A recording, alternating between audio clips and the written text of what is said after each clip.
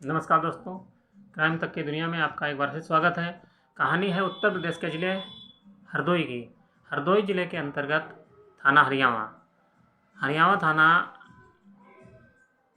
का एक गांव है अहमदनगर।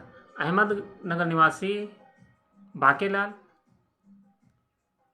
22 मार्च 2024 को अचानक लापता हो जाता है।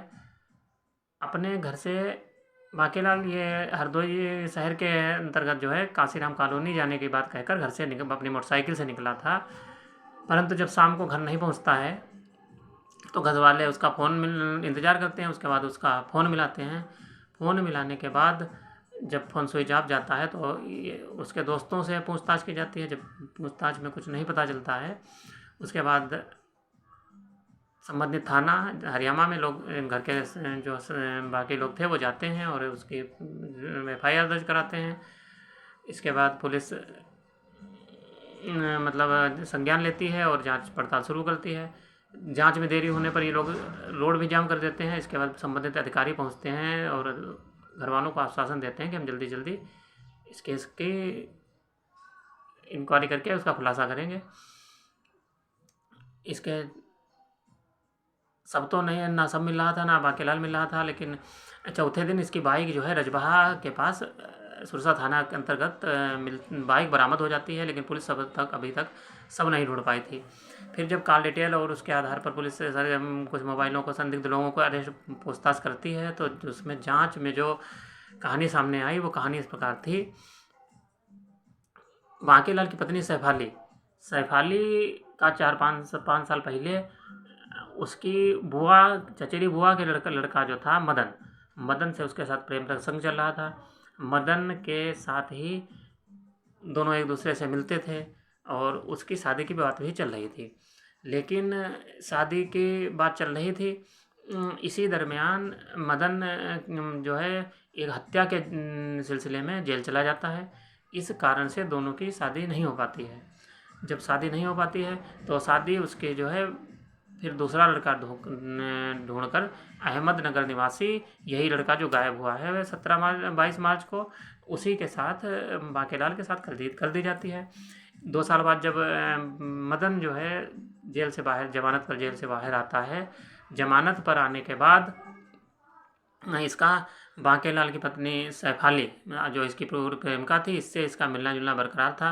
कई बार मायके में मिलता था, कई बार उसके घर पर भी बांकेलाल के ना होने पर ये पहुंच जाता था और उससे मुलाकात करता था। इसके अंतर्गत जब धीरे धीरे कुछ शक हुआ तो बांकेलाल ने सैफाली से पूछताछ की। सैफाली टाल मटोल करती रही, लेकिन जब इसको वो हो जाता है तो यह विरोध करता है इस चीज़ का कि यह आदमी क्यों घर पे आता है या आप इससे क्यों मिलती हो।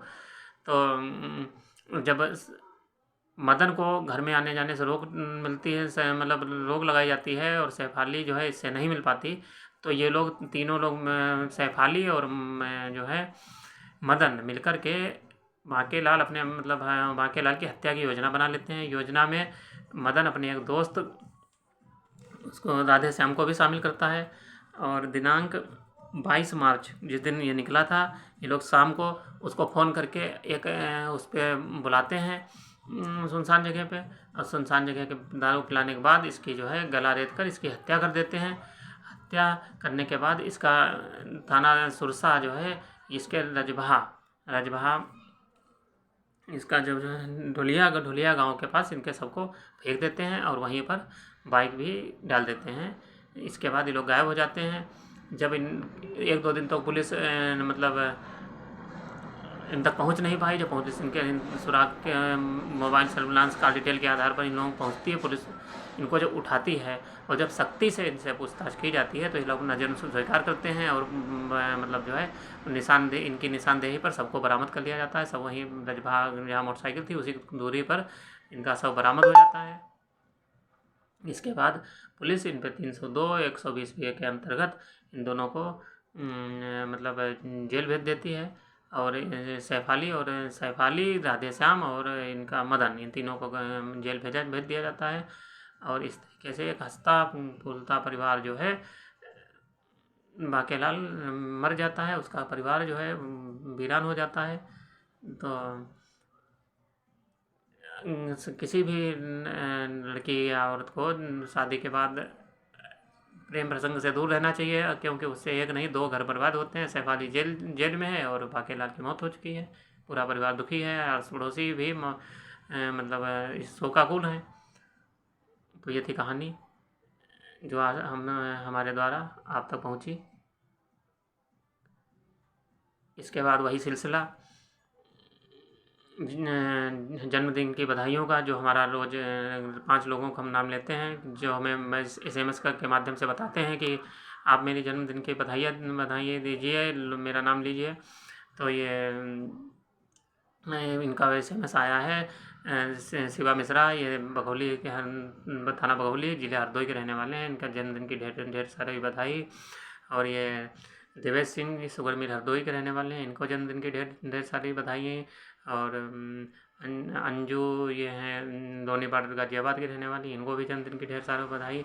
इसी के साथ कल नई कहानी के साथ आपको फिर मिलते हैं। तब तक के लिए धन्यवाद, शुक्रिया, अपना ख्याल रखें, टेक केयर, बाय।